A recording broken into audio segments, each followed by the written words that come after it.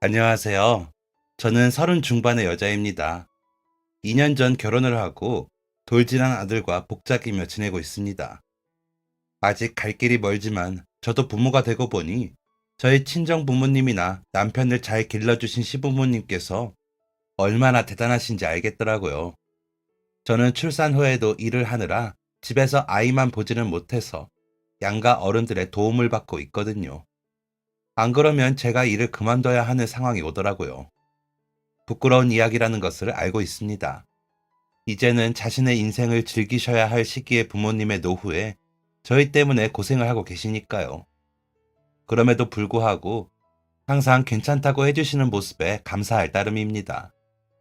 월수금은 친정 엄마가, 화목은 시어머님이 아이를 봐주러 저희 집까지 와주시는데 오실 때도 그냥 안 오시고 저희 반찬까지 만들어 와주셔서 정말 감사할 따름입니다.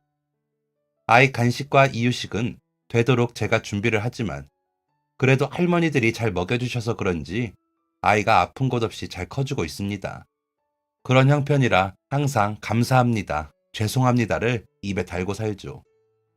엄마는 그런 제가 안쓰러우신지 엄마는 하나도 안 힘들어 하시고 시어머님은 나도 동진이 어릴 때 너희 시할머니께 맡기고 일 다녔잖니. 그때 못한 육아 지금 하는 거라 생각해. 재미있어. 라며 웃으십니다. 저희 아들이 남편 판박이라 더 그런 마음이 든다고 하시더라고요. 남편을 길러주셨다던 시할머님은 제가 시집오기 1년 전쯤에 돌아가셨다고 해요. 남편과 시동생을 다 길러주셨다고 하더라고요. 그래서 그런지 남편과 시동생은 아직도 할머님을 엄청 그리워하더라고요. 저희 연애할 때도 남편이 할머니 이야기를 많이 하는 바람에 여러 이야기들을 전해 들었다고요. 할머님께서 유난히 성품이 선하시고 유하셔서 남편과 시동생이 할머니가 너무 좋았다고 하더라고요. 물론 단호할 때는 단호하셨는데 대체로 손주들 좋은 거, 편한 게 먼저셨다고 해요. 시아버님께서 남편과 시동생에게 유난히 엄하게 하셨는데 그럴 때 할머니가 계셔서 너무 좋았대요. 할머니 뒤로 숨으면 시아버님도 어쩌지 못하고 좀 봐주시고 그랬나 보더라고요. 저는 외가, 친가가 모두 다 멀리 지방에 있어서 그런지 그런 경험은 없거든요. 그런데 시댁은 할머니가 돌아가시기 전까지 한 집에서 지내셔서 그런지 할머니에 대한 정이 깊은데 그것도 보기 좋더라고요. 가족끼리 끈끈한 유대감이 있는 건 좋은 거니까요. 저희 남편은 연애 때부터 할머니가 돌아가시거나 아픈 장면이 나오는 영화나 드라마도 못 봐요. 그런 남편이어서 그런지 할머니가 돌아가시고 엄청 힘들었다 하더라고요. 남편뿐만이 아니라 온 가족이 다 힘들어서 3달 정도는 가족끼리 대화도 못했대요. 그러다 보니 밖에서 활동할 때도 티가 나고 힘들어 보였나 봐요. 남편이 너무 우울해하니까 곁에서 보던 아는 형이 야, 너무 속상한 거 알겠는데 그럴 때는 좀 다른 걸로 감정을 돌려야 해 라면서 소개를 시켜준 게 저였답니다. 저는 아는 언니가 갑자기 전화를 해서는 성희야, 내가 아는 친구가 진짜 좋은 사람 있다고 주변에 소개해줄 사람 없냐고 묻는데 너가 딱 생각나는 거야. 너랑 4살 차이래. 그래서 물어본다고 그랬지. 소개받을래? 라고 묻는 겁니다. 하지만 막상 만나보니 남편이 처음부터 마음에 든 것은 아니었습니다. 직장도 괜찮았고 출신 대학도 저랑 비슷한 수준이라 잘 맞아 보이긴 했습니다. 소개받는 자리에 나가 얼굴을 보자마자 느낌이 아, 이 사람이 전 여자친구와 헤어진 지 얼마 안 됐는데 소개받으러 나왔구나 라고 생각할 정도로 우울한 얼굴이었거든요. 진짜 너무 슬프고 우울해 보여서 그냥 시간이나 때우다 가야겠다 싶어 아는 언니와 소개를 주선한 남편의 아는 형이랑 신나게 놀았습니다. 다시 볼 일 없다는 생각에 진짜 편하게 수다 떨고 술 마시고 그랬거든요. 그 모습이 남편에게는 오히려 좋게 느껴졌나 봐요. 제가 밝아서 좋았다고 하더라고요. 그날 이후 몇 번을 또 보자고 졸라서 의아함을 갖고 만나기 시작해 연인이 되었습니다. 사실 남편도 아버님 닮아 미남이거든요. 겉모습도 겉모습이지만 사람이 너무 착하고 배려하는 모습에 저는 결혼을 결심했습니다. 사실 저도 남편을 처음 만날 당시 어린 나이가 아닌지라 결혼을 결심하는 게 전혀 이상하지 않기도 했죠. 그런 탓에 굉장히 자연스럽게 당연한 순서인 듯 결혼을 하고 2년이 지난 지금 저는 그 선택에 후회가 없습니다. 진짜 남편이 너무 좋고 시댁 어르신들도 너무 좋으시거든요. 아이도 너무 예쁘고요. 남편은 농담처럼 저 아니었으면 매일 울면서 다녔을 거라고 하더라고요. 사실 가끔 할머님에 대한 이야기를 하다가 요즘도 가끔 울기는 하는데 저 만나기 전에는 더 심했다고 하더라고요. 저 만나고 너무 밝아져서 사람들이 놀란다고 할 정도랍니다. 정말 그때는 무슨 일이 나는 줄 알았다고 잘 극복해서 다행이라고 그런다 하더라고요. 시동생은 남편보다 2살이 어린데 먼저 결혼을 해 가정이 있다 보니 티를 못 내고 있다가 술을 자주 마셨다고 하더라고요. 그러다 조카가 아빠는 할머니가 우리보다 좋아? 라고 물어서 놀란 마음에 마음을 추스르기 시작했다고 하더라고요. 그 정도로 돈독한 조손 관계이다 보니 유난하다고 하는 사람들도 있었는데 남편은 그런 말들도 괴로웠다고 하더라고요. 그도 그럴 것이 남편과 시동생이 아주 어릴 때는 할머님께서 집에서 살림만 하셨는데 시동생이 중학교에 들어가고 나서부터는 노점에 나가서 나무를 조금씩 파셨대요. 육교나 횡단보도에서 바닥에 작은 돗자리 같은 거 깔고 파시는 그런 일 있잖아요. 남편이랑 시동생이 싫다고 하지 말라고 해도 나이가 들수록 사람이 더 움직여야 해. 안 그러면 굳어서 병이 나는 거야. 너희 학교 가고 없을 때 그때만 할게. 라고 하시면서 고집스럽게 나가시더래요. 할머님께서 시아버님을 키우실 때 일찍 돌아가신 할아버님 대신 돈을 벌어야 했기에 할 수 있는 일이라면 다 하면서 기르셨다고 하더라고요. 그 덕분에 시아버님이 군대에 다녀오시고 할머님이 모아놓으신 돈으로 작은 자동차 공업사를 차리신 게 잘 돼서 형편이 나아졌다고 하더라고요. 시아버님이 군대에서 운전병으로 계시면서 기술을 익히고 자격증도 따셨나 봐요. 그렇게 공업사 뒤쪽으로 살림집까지 만들어 놓고 잠자는 시간 빼고 일하셨답니다. 아버님은 공업사 일, 할머님은 새벽 시장에서 일도 하시고 식당에서 서빙도 하시고 그랬나 봐요. 남편이 3살 정도 될 때까지도 어려웠던 시댁이 시동생 태어나고 조금씩 풀렸다고 하니 그때까지 할머님 고생이 많으셨던 거죠. 시어머님께서는 아이 낳고 몸조리는 한 아이당 일주일씩 하시고 젖 시간 되면 뛰어들어와 젖 주고 하시면서 일을 하셨답니다. 공업사 한 편이 살림집이었기 때문에 가능했다면서 웃으세요. 그러시면서 그래도 너희 시아버지랑 할머니가 안 도와주셨으면 진짜 힘들었을 거야. 내가 친정이 멀다 보니 마음이 다치진 않을까 엄청 챙겨주셨거든. 이라면서 그리움이 가득한 표정이세요. 어머님은 아버님이 젊은 나이에 공업사도 차리고 하니 돈이 많은 집 아들인 줄 알고 내심 기대를 하셨대요. 편지만 주고받다 보니 환상을 만들게 되더라고 하시더라고요. 그런데 막상 만나고 보니 생각보다 너무 가난해서 깜짝 놀라셨대요. 아버님과 어머님은 어머님이 여고 다니실 때 군대에 위문 편지 보내는 것으로 처음 인연이 맺어지셨답니다. 그렇게 시작된 편지는 아버님이 군대를 제대하고 나서도 계속 이어지셨다고 하더라고요. 마침 아버님이 제대를 하던 시기에 어머님도 고등학교를 졸업하고 근처 회사 사무실에 격리로 취직해 다니고 계셨기에 어머님이 먼저 만나자고 제안을 하셨대요. 몇 번의 권유 끝에 2분이 실제로 만나게 되셨답니다. 아버님이 만남을 극구 사양하시더래요. 그런데도 어머님은 포기를 하지 않으시고 아버님께 역 앞으로 나오라고 통보를 하시고 아버님을 만나러 오셨대요. 만나자마자 어머님이 생각하셨던 것보다 아버님이 더 좋아져 덜컥 결혼을 결심하셨답니다. 아버님이 미남이시거든요. 아버님은 어머님이 좋으셨는데도 돈이 너무 없으니 결혼은커녕 연애할 생각도 안 하고 계시다가 결혼하자는 어머님 말씀에 연락을 끊고 잠수를 타셨대요. 그냥 얼른 돈 벌어서 할머님 호강시켜드리고 싶으셨다고 하더라고요. 그런데 어머님이 토요일 오후만 되면 와서 할머님이랑 계시더래요. 할머님은 그런 어머님을 보내지도 않으시고 지내시고요. 그러더니 어머님이 공업사 장부도 봐주고 못 받은 돈도 받아주고 손님들이 마실 커피도 타서 나누어주고 하시더래요. 젊은 여자가 힘들다고, 싫다고 할 만도 한데 생긋생긋 웃으면서 일도 돕고 살갑게 할머님과 지내시는 게 너무 보기 좋으셔서 아버님이 결혼하자 하셨대요. 외동아들이신 아버님이 할 수 없는 일들을 어머님이 하고 계신 것을 보고 좋았다고 하시더라고요. 그런데도 미안한 마음이 있으셨답니다. 어머님 고향은 저희 지역과 3시간 정도 떨어진 지역이라 결혼을 하면 친구도 없고 가족과도 멀어져 어머님이 힘들 거라는 생각 때문이셨던 거죠. 그래서 더 아끼고 잘해줘야겠다 결심을 하셨대요. 돈이 없어 힘들어도 다른 걸로 마음고생을 시키지 말자고 생각하신 거죠. 그런데 어머님은 아무 내색 없이 40년 가까운 시간을 지내시더래요. 아버님은 그게 너무 고마워서 죽을 때까지 갚으실 거라고 하시더라고요. 저희 결혼하기 바로 전에 집에서 식사 대접해 주시면서 반주하시더니 말씀해 주시더라고요.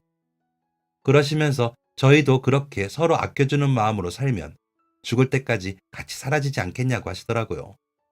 할머님이 그러셨대요. 내 식구 내가 안 아끼면 누가 아끼겠냐고요. 그래서 그런지 어머님께도 한 번을 시집살이를 안 시키셨대요. 오히려 더 못해주시는 걸 안타까워 하셨답니다. 그런 할머님이셨기에 남편과 시동생이 학교에 가면 청소, 빨래 다 해놓으시고 학교 끝나면 먹을 간식까지 준비를 해두시고 좌판을 할 재료를 가지고 나가신 거죠. 본인이 번 돈으로 자식들에게 뭐라도 해주고 싶으셔서요. 어머님이 시집을 오시고 남편이 태어나기 직전까지도 할머님은 새벽부터 저녁까지 일을 하셨답니다. 남편이 태어나고는 공업사 뒤편에 그 2칸짜리 방이 있는 그 집에서 남편을 돌보셨고요. 남편이 초등학교에 들어갈 때쯤이나 돼서야 집다운 집으로 이사를 했다고 하더라고요. 그때도 방 2칸의 집이었는데 계속 할머님과 2 아들들이 한 방을 쓰고 어머님, 아버님이 한 방을 쓰셨대요. 애들 때문에 잠 설쳐서 일하러 나갈 사람들 힘들면 안 된다고요. 남편이 초등학교 5학년이 됐을 때쯤이 돼서야 방 3칸의 집으로 이사를 가 할머니와 다른 방을 쓰게 됐다고 하더라고요. 그런데 밤마다 시동생이 할머니 방에 가서 자더래요. 할머니 냄새 맡고 자고 싶어서요. 남편도 무슨 일이 있어 힘들 때면 부모님보다 할머님께 털어놓곤 하셨대요. 그러면서 할머니는 무조건 남편 말이 맞다 하시며 편을 들어주셔서 기분이 풀리고는 했대요. 그냥 별일 아닌 것도 할머니가 그렇게 편을 들어주시면 다 풀리고 그랬다 하더라고요. 그래서 내가 좀 응석바디였던 것 같아. 할머니처럼 다 받아주는 사람은 세상에 없는데 다 그런 줄 알 때가 있었거든. 이라며 할머니 이야기를 하는 남편의 눈에도 어머니처럼 그리움이 가득합니다. 그렇게 할머님 이야기를 듣다 보면 부럽기도 하고 세민하기도 합니다. 저에게 할머니는 좀 멀게 느껴지는 존재거든요. 친할머니는 엄마와 사이가 좋지 않아 뵐 때마다 기분이 좋지 않으셨고, 외할머니는 제게 별 관심이 없으셨고요. 친할머니는 동네에서도 소문난 심술 부자셨습니다. 제가 가끔 친가에 갈 일이 있어 갈 때면 동네 분들이 아, 너가 심술이 할머니 손녀구나? 엄마도 오셨니? 하고 물으시곤 하셨습니다. 정말 가끔 갔거든요. 그마저도 엄마는 가지 않으셨지만 아빠와 제가 동생과 가도 반가워하시기는커녕 왜 왔냐? 노인네 죽었는지 살았는지 확인하러 왔냐? 기껏 키워놨더니 마누라 치마폭에 쌓여서 저 애미 죽어도 모르겠다 하시면서 눈을 흘기셨습니다. 아빠는 주말에 쉬실 때마다 친가에 가서 지내느라 저희랑 같이 보낸 주말이 더 적은데도 할머니는 그러셨어요. 제가 중학생인지 고등학생인지도 모르실 정도로 관심도 없으셨죠. 아빠는 1남 4녀의 셋째였는데 유일한 아들이라는 이유로 부모들과 할머니에게 번번이 돈도 해줘야 했고 책임도 져야 하셨습니다. 그러느라 저희 집은 항상 쪼들렸는데 할머니와 고모들은 만족을 몰랐고 지친 엄마는 할머니, 고모들과 다툼을 하셨다고 해요. 당장 저와 동생 학교 준비물 사줄 돈이 없는데 막내 고모 아들 초등학교 입학 선물로 비싼 브랜드의 책가방을 보내라고 할머니가 전화를 하셨더래요. 엄마는 저희 때문에 일을 못 나가시니 부업을 하시면서 아등바등 사시는데 그걸 몰라주는 할머니가 너무 야속해서 어머님, 저희 효진이랑 효민이 학교 준비물 살 돈도 없어요. 그런데 그 비싼 책가방을 백화점에 가서 사보내라고요? 저희 애들도 시장에서 가방 사줬어요. 어머니, 저희 애들이 몇 학년인지는 아세요? 라고 하셨대요. 결혼하고 처음으로 거절을 하신 거였는데, 너가 감히 이 시애미에게 말대답을 하는 거냐? 너가 제정신이 아니구나. 너가 해프게 살림해서 돈이 없는 걸 왜 내 탓을 하니? 도대체 살림을 어떻게 살길래 돈이 없어? 내 아들이 벌어다 주는 돈 다 어쨌니? 라며 역정을 내시더랍니다. 엄마는 더 이상 참지 못하시고, 얼마 전에 어머님 논에 뿌릴 약 친다고 돈 보내라 하셔서 보냈잖아요. 아범이 월급 받으면 반이 어머님하고 고모들한테 들어가요.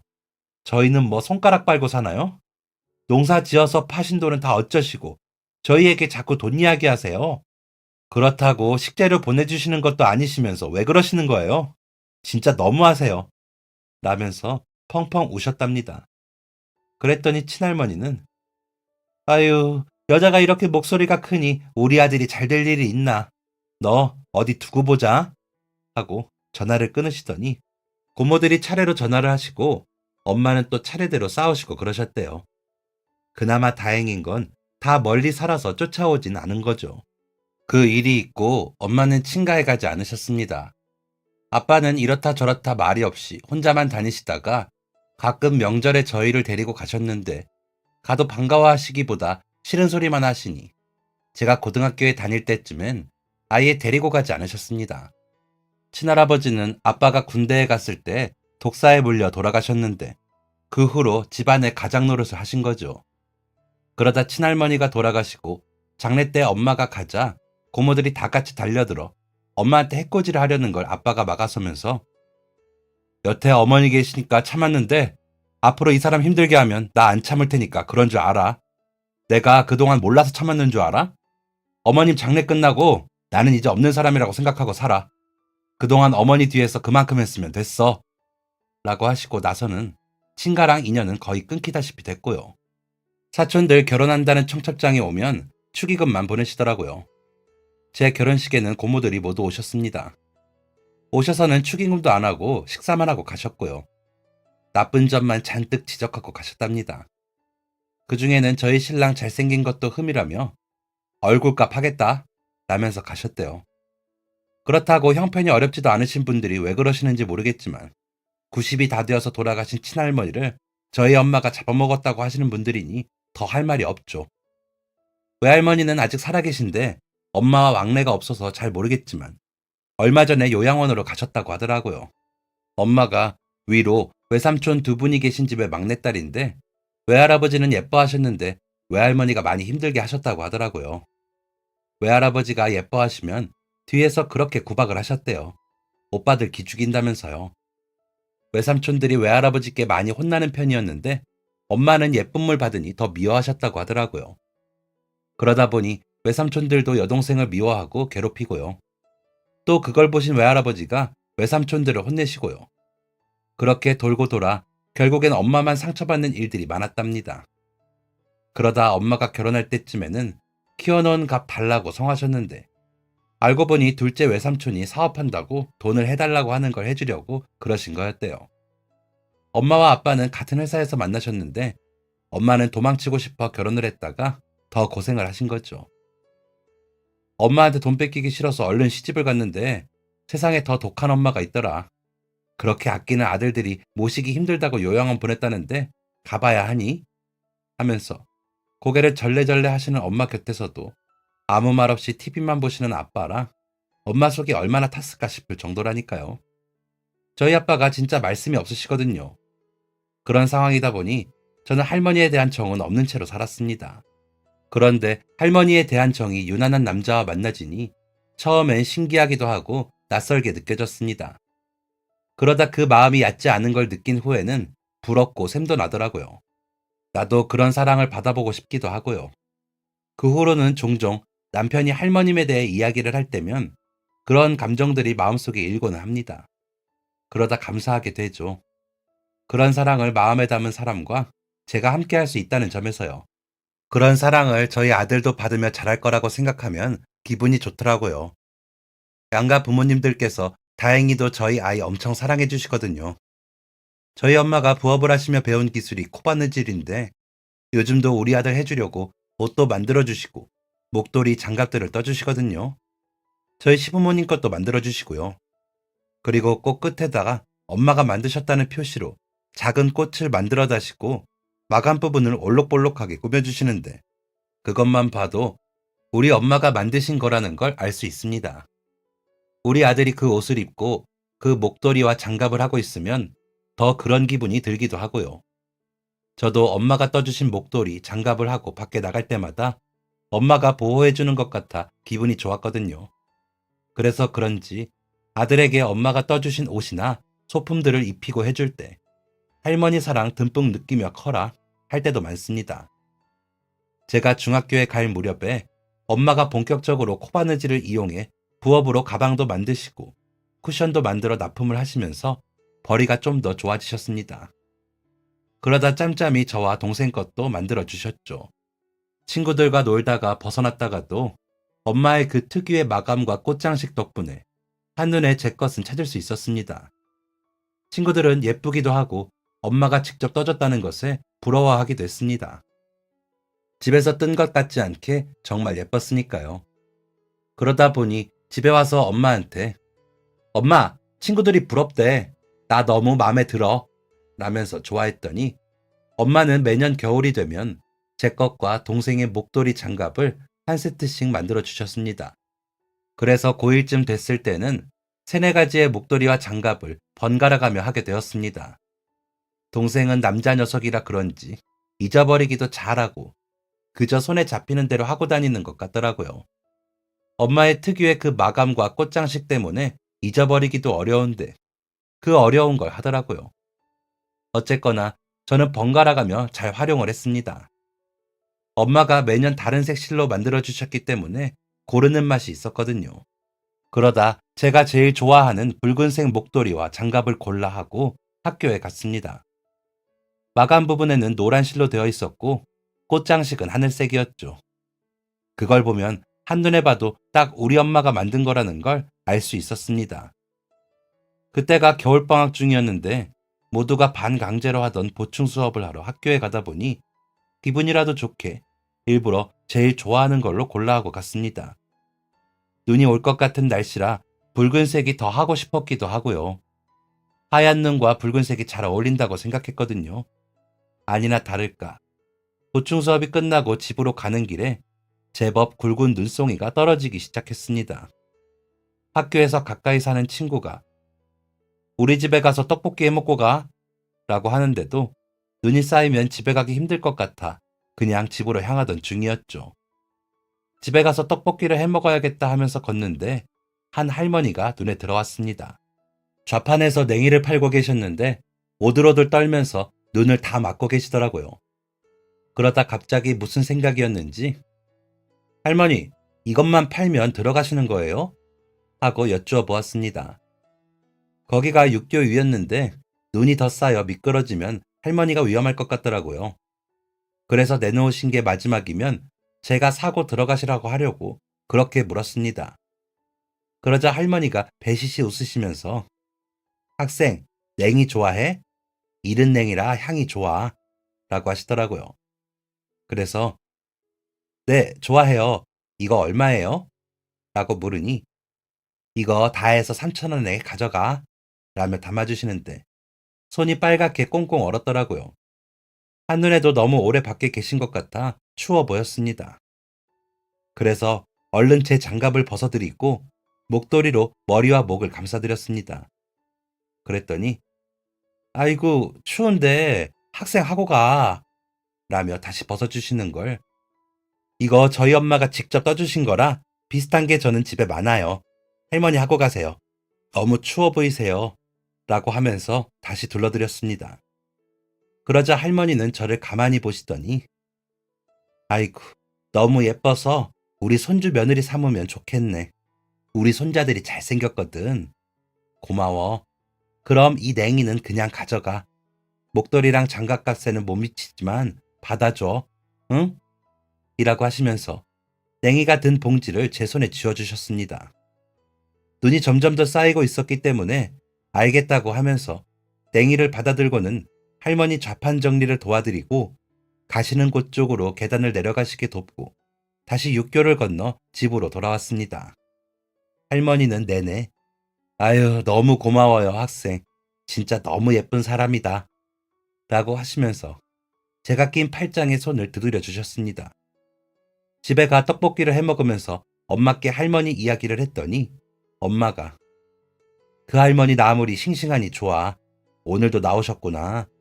엄마도 가끔 일부러 그 할머니께 나물 사. 인상이 너무 좋으시더라고.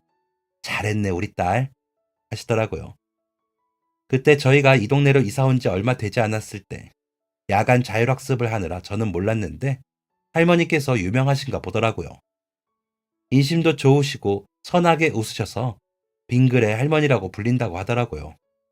그렇구나 하고 오고 가면서 인사나 해야겠다 싶었는데 할머니는 그날 이후 육교에 보이지 않으셨습니다. 감기가 걸리셨나? 아프신가 싶어 신경이 쓰이던 차에 엄마가 저녁 먹는데 그러시더라고요. 그 빙그레 할머니 자식들이 엄청 뭐라고 하셔서 이제 일 못하신대. 그날 눈 오는데 나가신 거 식구들이 알고 난리가 났었다나 봐. 목욕탕에 오셔서 이제 못하신다고 하시더래. 목욕탕 박씨 아줌마가 그러더라. 라고 하시기에 그렇구나 싶어 그냥 지나쳤습니다. 그러고 저는 입시 준비생으로 정신이 없었고 대학에 가서는 대학 생활하느라 정신이 없었죠. 그러면서 그 할머니에 대한 기억은 점점 흐려졌습니다. 엄마는 꾸준히 매년 저와 동생의 목도리와 장갑을 떠주셨기에 목도리와 장갑은 더 많아졌고요. 고를 수 있는 목도리와 장갑이 그만큼 많아졌기에 그때 할머니께 드린 목도리와 장갑이 아쉽지도 않았습니다. 대학을 졸업 후 취업에 성공하며 회사에 다닐 때쯤엔 2주 정도는 매일 다른 목도리와 장갑을 할 수 있을 만큼 목도리와 장갑이 있었습니다. 같이 회사에 다니는 사람들이 혹시 주문하면 어머니께 부탁드릴 수 있어? 엄청 따뜻해 보이는데 예뻐서 선물하기도 좋을 것 같아. 라고 할 정도였습니다. 제가 매일 다른 색의 다른 모양으로 하고 나가니 마음에 드시는 게 있었나 봐요. 하지만 그쯤에는 엄마가 부업을 안 해도 되실 때라 그냥 취미로 하시는 거라 힘드실 것 같아요. 저 중학교 때부터 매년 한 세트씩 만들어주신 거 번갈아 가며 하는 거라서요. 라며 거절하기도 했습니다. 부업하실 때 너무 많이 하셔서 손목이 아파 매일 파스 붙여야 주무시는 엄마였기에 쉽게 부탁하기도 힘들더라고요. 그렇게 매년 제 목도리와 장갑은 늘어갔습니다. 제가 결혼을 하고 나서야 이제 효진이 너 거는 그만 만들 거야. 이제 우리 사위랑 손주 건 만들 거야. 라고 하시더라고요. 저야 좋으신 대로 하시라고 했습니다. 왜냐하면 저는 그때까지 모은 것만 해도 많았으니까요. 그러더니 너무 많이 만드시기 시작하셔서 전에 부업할 때보다 더 하시는 것 같아 엄마의 손목이 걱정이기는 합니다. 남편은 그런 엄마의 선물을 받으며 잠시 생각이 많아지는 것 같더라고요. 아마도 할머니 생각을 하는 것 같아 보이는데 일부러 보고도 아는 체 안 하고 있습니다. 괜히 또 울 것 같아서요. 왜 할머니 생각을 하는지 궁금하시죠? 지금 생각해도 사람 인연이라는 게 묘하다는 생각을 합니다. 남편과 만난 지 5개월 만에 결혼을 약속하고 저희 집에 인사를 하고 남편의 집에 인사를 갔다가 정말 깜짝 놀랐거든요. 나중에는 온 가족이 다 깜짝 놀랐지만 말이죠. 제가 그때 좌판하시는 할머니께 드린 목도리와 장갑이 남편의 집에 있었거든요. 제가 할머니께 목도리와 장갑을 드린 그날 시댁은 난리가 났었답니다. 아침부터 눈 예보가 있어 대학생이던 남편이 아르바이트 때문에 식구들 중 제일 늦게 나가면서 일부러 할머니, 오늘은 진짜 장사 가지 마세요. 아셨죠? 눈 온대요. 진짜 큰일 나요. 라고 당부를 하고 나갔답니다. 그런데 고3이었던 시동생이 보충 수업을 마치고 독서실 가기 전에 집에 들렀는데 할머니가 안 계셨던 거죠. 일부러 점심 드시러 집에 들리시는 시부모님께는 눈이 얼마나 오려고 그러는지 몸이 찌뿌둥해서 목욕탕이나 다녀올게 라고 하시고는 좌판을 하러 나가신 겁니다. 목욕탕에는 갔다가도 한참 지날 시간이라 온 가족이 발을 동동 걸리며 난리가 났던 거죠. 장사하는 건 아셨지만 어디서 하는지는 몰랐다고 하시더라고요. 할머니가 일부러 안 알려주시고 나가셨대요. 그랬으니 얼마나 난리가 났겠어요. 남편한테도 할머니보다 먼저 나갔냐고 연락이 오고 난리가 난 거죠. 남편은 아르바이트 하느라 집에 당장 들어가지는 못하고 계속 집에 있는 동생에게 연락을 했답니다. 시부모님도 직원들에게 공업사를 맡기고 집으로 들어오셨고요. 할머니가 깜빡하신 건지 그날따라 휴대전화도 가지고 가시지 않아 더 난리가 난 거죠. 그러길 한 40분을 했는데 할머니가 눈을 흠뻑 맞고 오들오들 떠시면서 돌아오셨더래요. 체구가 작으신 분이 어깨와 머리에 잔뜩 눈을 얹고 들어오시더래요. 아버님께서 어머니 정말 이러실 거예요? 라면서 소리치는 걸 시작으로 어머님이 달려가 눈을 털어내시며 어머님 전화는 왜 두고 가셨어요? 저희는 진짜 큰일 나는 줄 알았어요. 장사 다녀오셨어요? 이 날씨에? 라며 우셨대요. 시동생은 할머니 이렇게 눈 올 때는 가지 말아야지. 할머니가 청춘이야? 라며 울고요. 젊을 때부터 고생을 많이 하신 할머니가 몸이 많이 약해져 계셨기에 온 가족이 더 걱정을 했다고 합니다. 할머니는 그런 식구들을 보시면서도 그저 빙그레 웃으시면서 걱정 마. 이렇게 잘 왔잖아. 내가 운이 좋게 천사를 만나서 이렇게 따뜻하게 잘 왔어. 라면서 목도리와 장갑을 보여주시더래요. 어머니가 얼른 받아 어머 예뻐라. 웬 거예요? 묻자 할머님께서 어떤 예쁜 학생이 나 춥다고 둘러줬어. 그래서 내가 보답으로 냉이를 다 줬더니 나를 육교 아래까지 바래다 주고 다시 갔어. 어찌나 착하고 예쁘던지 우리 손주 며느리 삼고 싶더라. 라며 웃으시더랍니다. 남편은 겨우 할머님이 돌아오셨다는 통화를 하고 나서야 아르바이트를 마칠 수 있었대요. 아니면 할머니 찾으러 뛰쳐나갈 뻔했다고 하더라고요. 그날 이후 온 가족의 반대로 할머니는 장사를 하지 못하게 되셨는데 너무 적적해 하셔서 어머님이 공업사에 덜 나가시면서 할머님과 계셨다고 하더라고요. 그러면서 같이 운동도 다니시고 산책도 다니시고요. 그럴 때마다 제가 드린 그 목도리와 장갑을 꺼내보시고는 너무 예쁘지 않니? 아까워서 낄 수가 없어. 달아 없어질까봐. 라며 쓰다듬고 다시 잘 싸서 보관하시더래요. 그러면서 잠깐 본 제 이야기를 하시면서 그 학생은 다 커서도 참 예쁠 거야. 어찌나 고운지 진짜 손주 며느리감으로 탐이 났는데 이제는 대학생이겠어. 라고 하셨대요. 그러다 할머니가 노환으로 돌아가시고 다른 물건들은 다 너무 오래 써서 정리를 하셨는데 제가 드린 목도리와 장갑은 정리를 못 하시겠더래요. 그래서 할머니 사진 옆에 같이 둔 걸 인사간 제가 알아보고 놀랐던 것이었습니다. 못 알아볼 수가 없는 게 엄마의 그 특유의 마감이 노란색이라 눈에 띄었고 하늘색 꽃도 엄마가 개발하신 모양이었기에 한눈에 딱 들어오더라고요. 그래서 저거 우리 엄마가 만든 건데? 그때 그 할머니께 드린 거였는데? 라며 놀라는 저를 보고 시부모님과 남편은 믿을 수 없다는 표정으로 보시더라고요. 하지만 남편이 그 일에 대해서는 말한 적이 없기에 너무 놀라시더라고요. 제가 그 바로 전해 겨울에 엄마가 새로 떠주신 목도리와 장갑을 받고 SNS에 올리려 찍어놓은 사진을 보여드리며 이 마감 부분과 꽃장식이 저희 엄마가 개발하신 거라서요. 이것만 보면 저희 엄마가 만드신 건지 한 번에 알아요. 라고 말했더니 그제야 어머나 세상에 라며 놀라시더라고요. 그러시더니 어머님께서 너희 할머니가 저 목도리랑 장갑을 그렇게 쓰다듬으시며 너무 예뻐서 손주 며느리로 탐나신다고 그렇게 그러시더니 정말 우리 식구가 되려나 보다 라며 훌쩍이시자 남편도 고개를 돌려 눈물을 닦더라고요. 시동생도 아이 참 우리 형수가 또 날 울리네 하면서 눈물을 닦고요. 아버님은 눈물을 감추시려는지 헛기침만 하시더라고요. 그 덕분인지 시부모님은 처음부터 저를 너무 예뻐해 주셨습니다. 그러시면서 너희 할머니가 계셨으면 더 예쁨 받았을 텐데 동석이 처는 알지. 동생이 먼저 장가가서 손주 며느리가 홀 아주버님 눈치까지 본다고 얼마나 챙기셨게. 그런데 효진이 만나셨으면 더 예뻐하셨지. 게다가 그 인연도 있으니. 라며 하나라도 더 챙겨주시고 싶어 살피셨습니다. 그러시더니 문화센터에서 재봉틀을 배워 만드셨다면서 시장에서 제일 좋은 천을 떼다가 아기 이불이며 요도 만들어주시고 내복도 만들어주십니다. 저희 아들이 정말 할머니 복은 타고난 것 같다니까요. 외할머니는 코바느질, 친할머니는 재봉틀로 직접 다 만들어 입혀주시니 저희가 아기 옷 사는 값도 많이 줄고요. 그래서 용돈을 넉넉히 드리고 싶은데 받지도 않으시더라고요. 내 손주 내가 입히는데 돈을 왜 받니? 라고 하셔서 양가 모두 생신 때 일부러 더 많이 넣고 있습니다.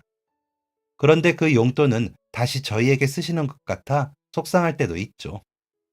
저와 동갑인 동서는 어머님이 만들어주신 가방이 애착 가방이라면서 엄마들 모임에 나가서 시어머님이 만들어주신 거라고 하면 다들 놀래요. 산 것보다 더 튼튼하고 디자인도 너무 예쁘다면서요. 라며 웃더라고요. 이제 5살이 된 쌍둥이 조카들 클 때도 어머님께서 다 만들어주셨대요. 그러면서 저에게 저희는 둘이라 만드시기 더 힘드셨을 텐데도 직접 만들어 입히시면서 좋다 하셨어요. 희민이는 하나라 어머니가 더 신나게 만드실걸요? 라고 하더라고요. 그래서 조금은 마음 편히 받으려고 하는데 남편은 엄마가 만들어주시는 물건은 아직도 할머니 생각이 많이 나나 봐요.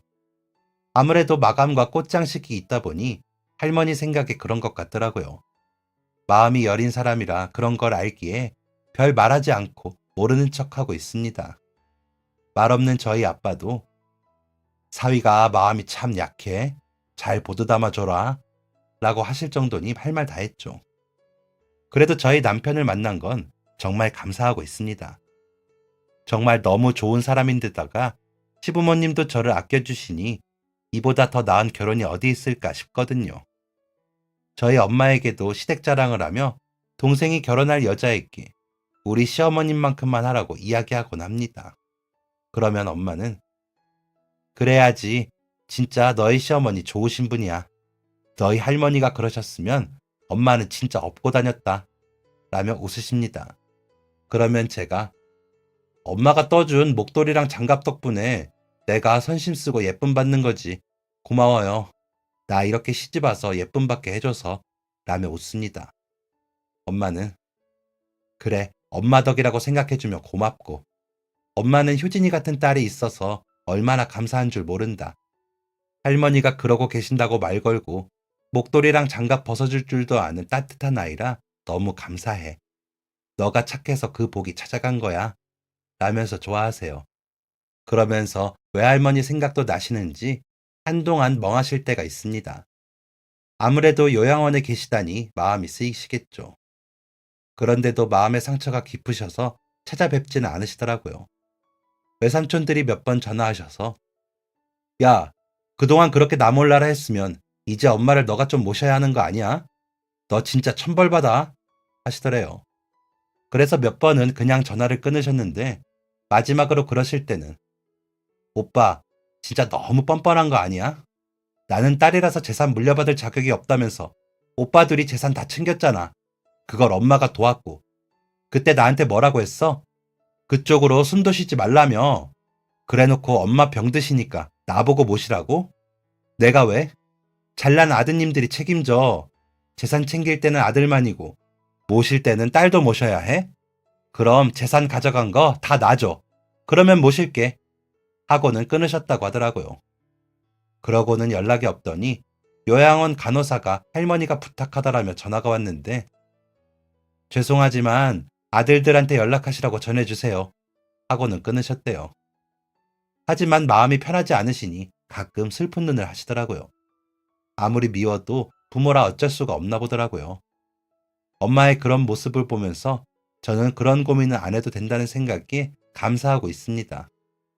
가는 말이 고와야 오는 말이 곱다고 아무리 가까운 가족이라도 친절하고 좋게 하는 게 좋은 것 같아요.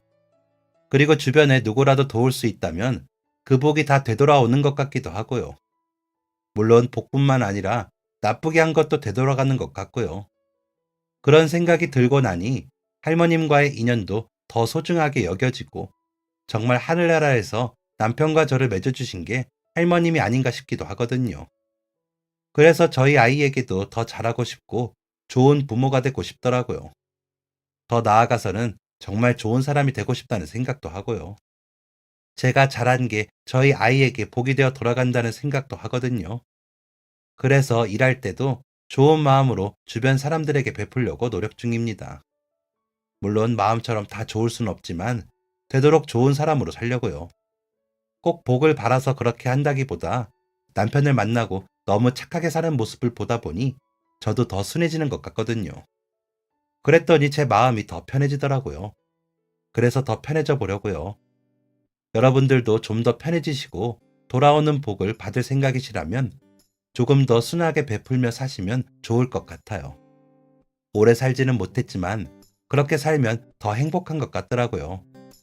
안 그래도 험한 세상인데 자신의 마음까지 험할 필요 있나요? 좋은 인연은 좋은 행동에서 오는 건데 좋은 행동은 좋은 마음에서 나오는 거 다 아시죠? 저는 직접 겪어서 그런지 그 마음에 대한 믿음이 강하거든요. 그래서 말씀드려봤어요. 다 행복하셨으면 해서요. 여러분의 행복을 빌며 이만 사연을 마치겠습니다. 읽어주셔서 감사합니다. 지금까지 사연 들어주셔서 감사합니다. 사연이 재밌으셨다면 구독과 좋아요를 눌러주세요. 감사합니다. 안녕히 계세요.